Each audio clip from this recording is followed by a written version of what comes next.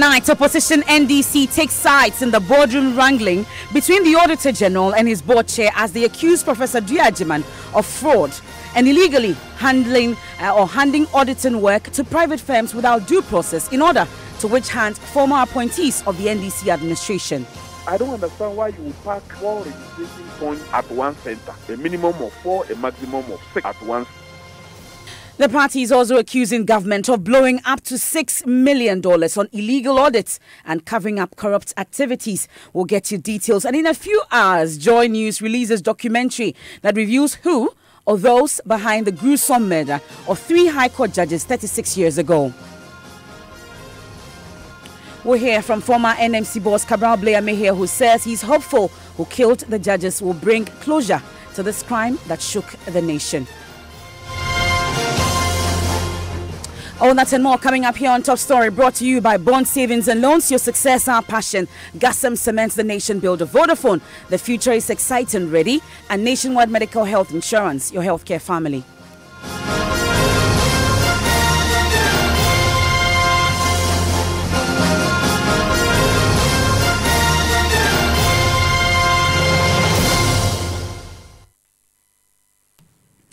And the opposition NDC is tonight accusing board chairman of the audit service, Professor Edward Dua Agyeman, of sole sourcing auditing work to private firms without the approval of the Auditor General, to which hand former appointees of the NDC administration.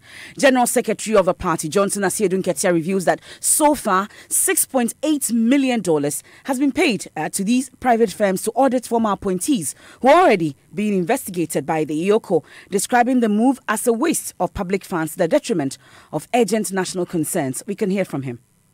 Under the 1992 Constitution, it is only the Auditor General who is authorized to carry out audits of state agencies, where for some good reason such audits have to be carried out by private firms.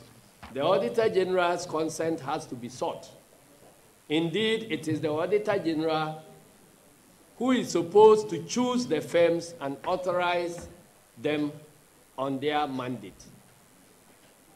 Our information is that this did not happen in this case, and that these private firms were sole sourced by Mr. Edward Dua Agyeman, who also works in the office of the senior minister, Mr. Yao Osafo-Maafo. We also have information that it was Mr. Osafo-Maafo's idea to convert the illegal reports of the unauthorized private firms into a supposedly cabinet committee report. This was after the Auditor General had refused to own the audit and issue a report on them on professional ethical grounds.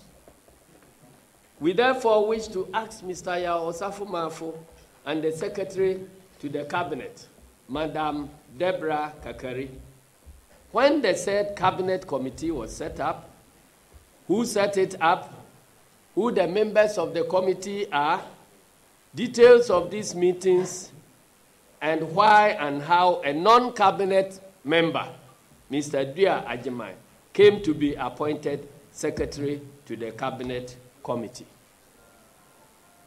By this I mean, Cabinet committees are supposed to be chaired by members of Cabinet, and the secretary to these committees must be members of Cabinet. So we are saying, how come MPP will have a Cabinet committee which is neither chaired by the Cabinet Minister nor the Secretary being a Cabinet member, and yet a private person will sign a document as a cabinet committee report as secretary to that cabinet committee. The NDC has further credible information that an amount of at least $6.8 million United States dollars has so far been paid by the MPP government under President Akufo-Addo's watch to these private firms to carry out work that is already being done or has been completed by state agencies. So he's making that's Johnson Asiedu Nketia there. You recall that this party's reaction is coming weeks after portions of an audit report by private firm Morrison and Associates were published in the media, claiming that over 800 million Ghana cedis were misappropriated by state agencies under the previous administration. My colleague Parker Wilson will join us in the studio, but he's been speaking to Mr. Asiedu Nketia on the sidelines of this press conference. You recall also that the Auditor General Daniel Domelovo petitioned President Akufo-Addo over what he calls unlawful interference in his work by the Services Board Chairman, Professor Edward Dui-Agyemang. Well, Mr. Asiedu Nketia believes that the interference is deliberate, or is a deliberate attempt by government to cover up its corrupt activities.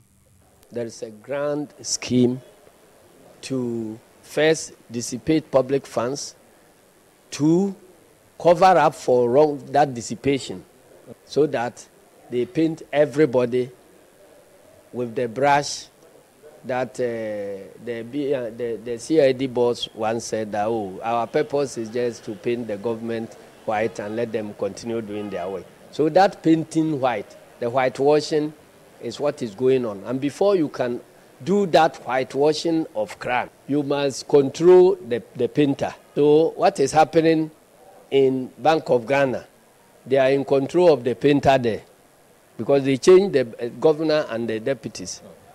Now, by some dint of good luck, they had the opportunity of appointing the Chief Justice and several, Supreme Court justices. So that place is also covered. When you come to Parliament, they have Speaker, that majority leader. That place is also covered, and half majority in Parliament. That place is covered. They have changed Yoko boss. That place is covered. They have put in place new CID boss, and you know the history. That place is covered. So the only institution that is left that has the required credibility to check corruption is the Auditor General's office now. And that is what they are descending on. Because to appoint a character like Dui-Agyemang to be the chairperson of Audit Service Board, it's something that is very surprising to me, because Nana Akufo-Addo was with me in Parliament. And together in that Parliament, we rejected the reports coming from Dui-Agyemang, the Public Accounts Committee, chaired by Honorable Salas Mensah, that this person is not credible, he should not be there and be generating reports for the state to be presented to Parliament. Nana Addo was a member of that Parliament that rejected this type of reports from this character. So I'm surprised that he has since become a president, and when he's looking for somebody to be appointed as chairman for the Audit Service Board, having made noise throughout Ghana that his government will be fighting corruption, and he will be looking for such a corrupt character to chair the institution that is supposed to fight corruption. But before they say they are fighting corruption, what are they fighting? Special prosecutor has been what are they fighting? And they are investigating former appointees. I mean, I'm sure you are playing the devil's advocate because you know that the matters in the cooking pot now about the office of special prosecutor is that he has no resources to do anything.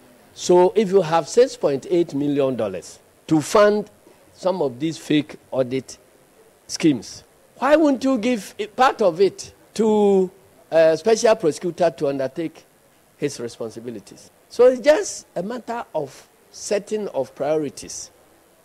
They know where to put the money that will not pinch them. Because they know if they fund the proper state investigative institutions, they will be in trouble. So we'll get them to provide details of the allegations that have been made. But Mr. Asiedu Nketia also indicated that the party will be petitioning the UNDP, for instance, to investigate the conduct of Professor Edward Dui-Agyemang.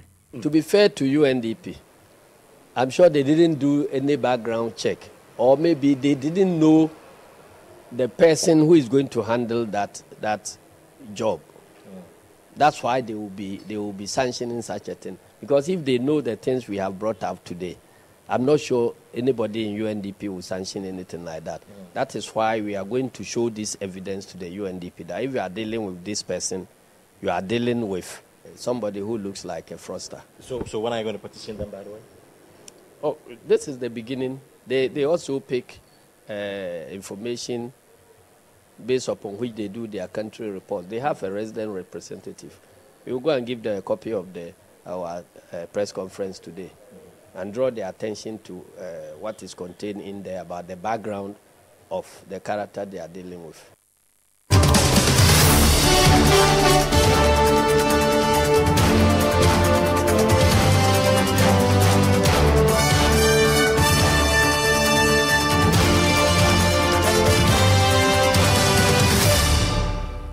This is Top Story here on Joy 99.7 FM. You heard earlier the General Secretary of the NDC, Johnson Asiedu Nketia, on a number of allegations they made earlier today at a press conference he held at the party's headquarters. My colleague Parker Wilson was there whilst we also worked the lines to get a reaction from government on this latest development or allegations made by the NDC. Seem to be taking sides in the boardroom wrangling between the Auditor General, Daniel Domelevo, and his board chairman, Professor Dua Agyeman.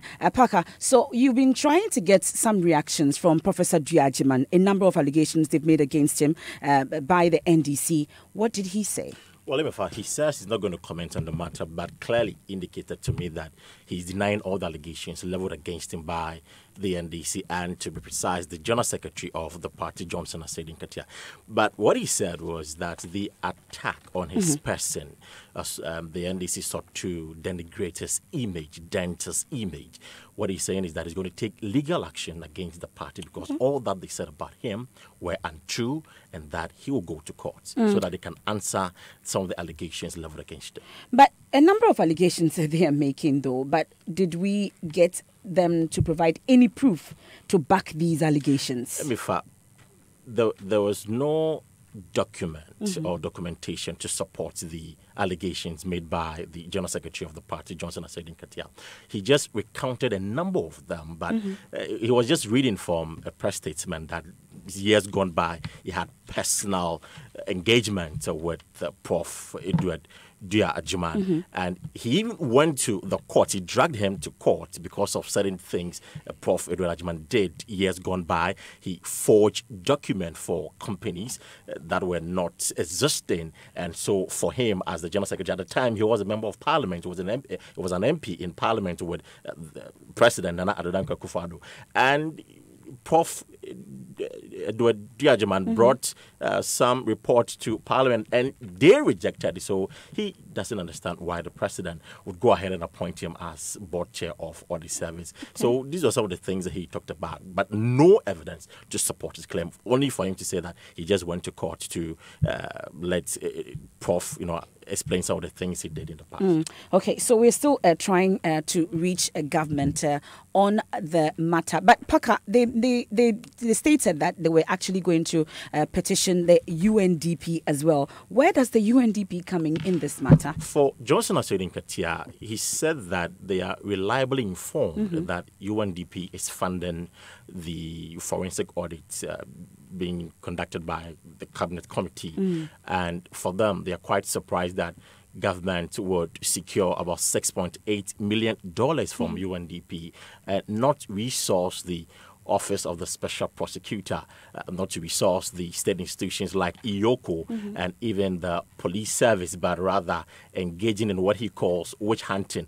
And he indicated that these investigations or audits have already been carried by state institutions like IOCO, some of them nearing completion, others having completed. So he doesn't understand why they are doing that. So he's saying that the person, Prof. Edward Dua Agyeman, is not credible and that they are going to petition UNDP to investigate him and support their petition with some of the things he talked about, the allegations he made against him, to indicate that indeed he lacks credibility and is not fit for the job, and so they need to take away the contract from him. Okay. I must add that we've worked the lines. We are unable to speak to those who agreed to speak to us regarding this matter. But we're still working the lines. And as and when we're able to raise any government appointee to respond to some of these allegations made by the NDC, then we can get their reaction to it. As and when we're able to do so, we'll get them. But still to come, in a few hours, I'm sure that we're all looking forward to it. It's the big day today.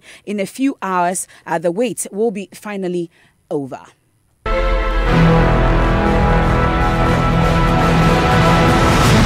The trial of the coup plotters was very revealing.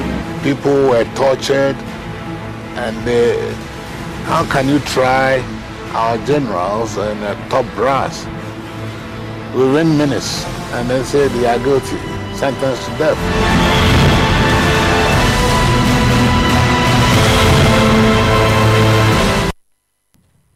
So in a few hours, like I said, the wait will be finally over as Joy News releases Who Killed the Judges, a documentary that reviews who or those behind the murder of 3 High Court judges and a former military officer 36 years ago. Justices Kwejo Ejeyejepong, Fred Poku Sarkodie and Mrs. Cecilia Cranting Addo, as well as Major Samakwa retired, were shot and killed during a curfew imposed by the Provisional National Defense Council PNDC government in 1982. Son of Justice Ejepong, Kwabena Ejeyejepong, describes the moment the family discovered his father had been killed to us.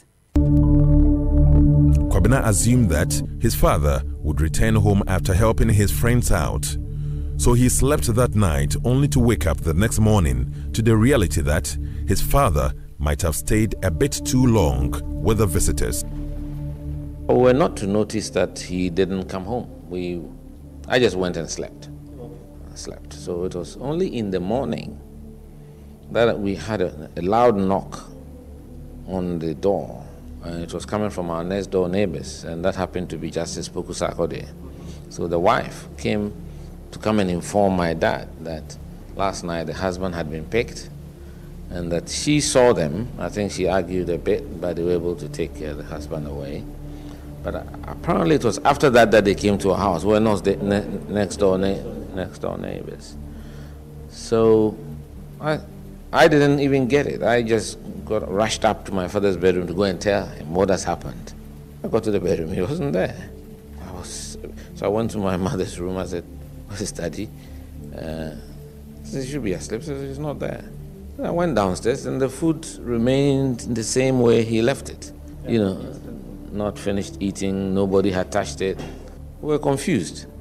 Then I also ran out of the house and went to Justice Eduse's house, which is just across. The judges used to stay around the Ridge area.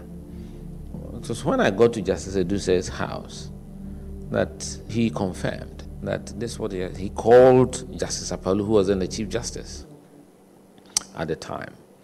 So it was then that we realized that there was something serious happening, and that some 3 judges had been picked the previous night. So the documentary is part of the series from the Joy News special assignment on crimes that shook the nation. Now, as the country awaits the broadcast of the documentary, former NMC boss Cabral Blay Amihia says he's hopeful the documentary will bring closure to the 36-year-old murder. It's a tragedy of our national lives, and I recall returning from Togo on an assignment with the late Atwoston. And when we got to Accra, the day after the tragedy, there were a lot of roadblocks. We didn't understand what was happening. It turned out that the 3 judges and a soldier had been killed, an officer. And it divided the nation. It took us to the depth of barbarism. And for those of us who lived that era, it deepened the culture of silence and fear, because there was such mystery surrounding the tragedy. It should never happen again. If you hear that a documentary has been put together on the subject, what kind of line of thought runs through your mind? Well, I hope it serves as a reminder to the nation that we should never go through that cycle again.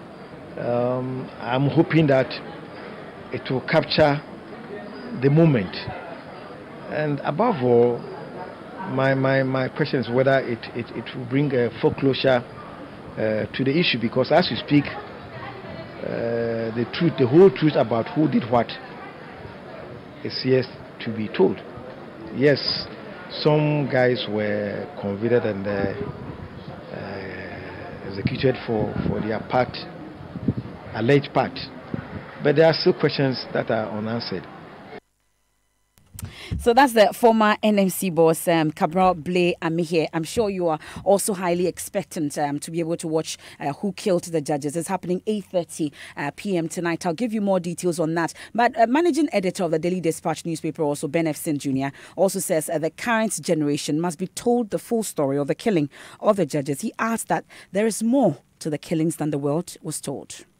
Ask them, why do you have firms still on slave trade? There are things which happen, and I think that these things are important. If you consider the fact that even in recent past, the 2010 census, nearly 80% of Ghanaians at 2010 were below 40 years of age. So by the time Liman was overthrown, the oldest among 80% was 8 years old.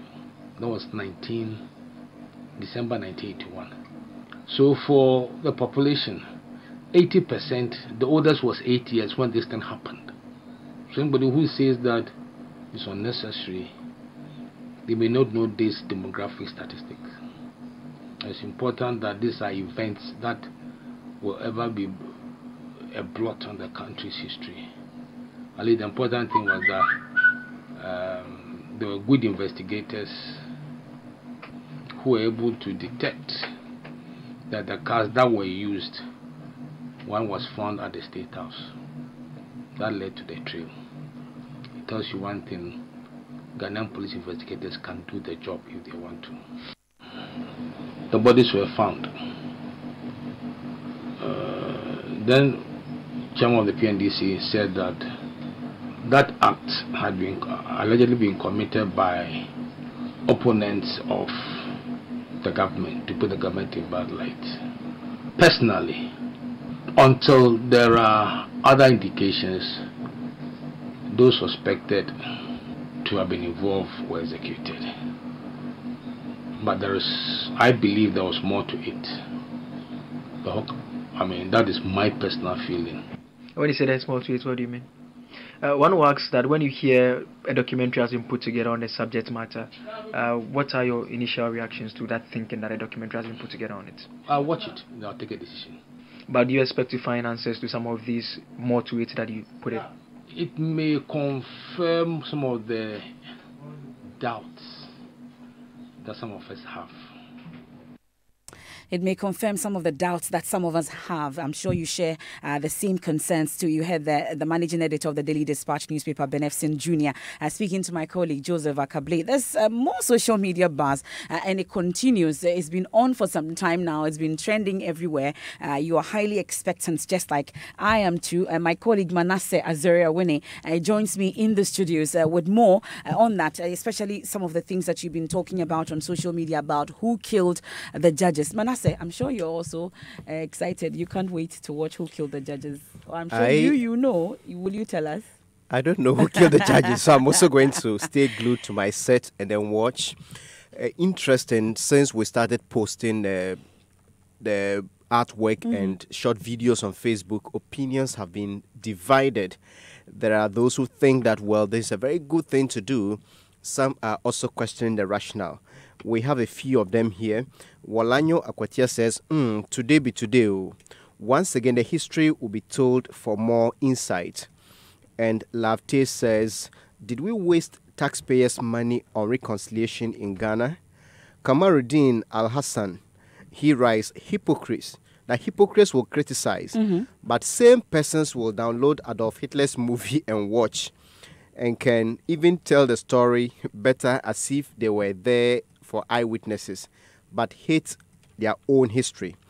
It will really help us to think well as a country and let the rule of law operate regardless of partisan political colors.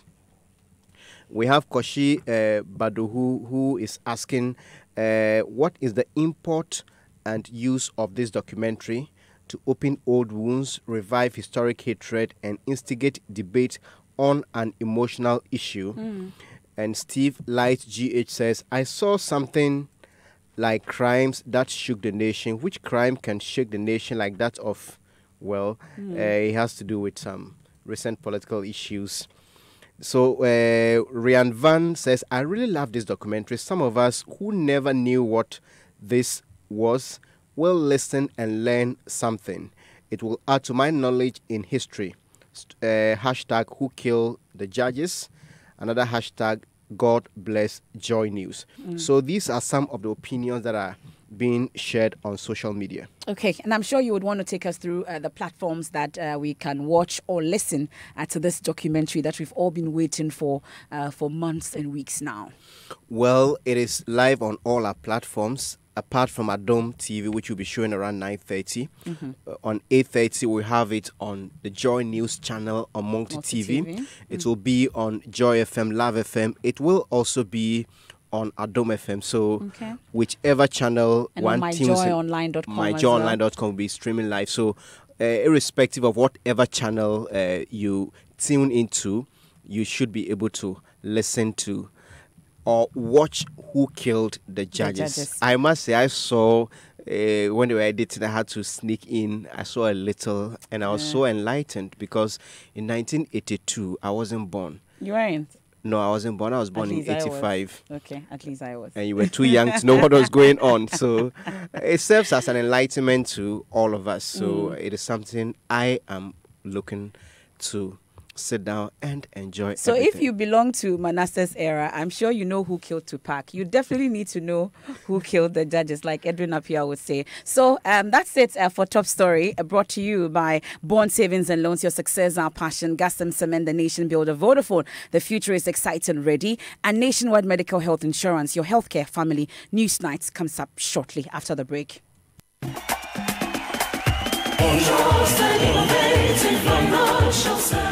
Born for young, go for